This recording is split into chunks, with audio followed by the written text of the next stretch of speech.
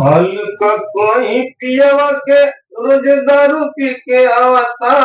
हल्का कोई पियवा के रोज दारू पी के आवता। मन जब करी लेता, मन जब करी लेता, मरत गरियावता। मन जब करी लेता, मरत गरियावता। खाना जब देला खाए के, खाना जब देला खाए के, तो लोटा बर्तन फेंकता। खाना जब देला खाए के, तो लोटा बर्तन फेंकता। मन जब करी ले, मन जब करी ले, त मरत गरियावता। हल्का कोई पियवा के रोज दारू पी के आवता। मन जब करी ले, मन जब करी ले, त मरत गरियावता।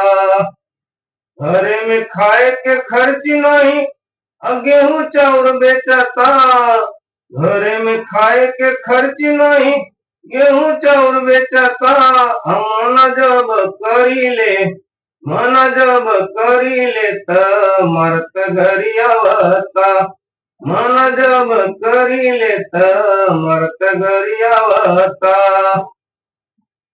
गहना या खेती और सब कुछ इहे और बेचता। गहना या खेती और सब कुछ इहे और बेचता। मन जब करी ले, मन जब करी ले, त मरत गरियावता। मन जब करी ले, त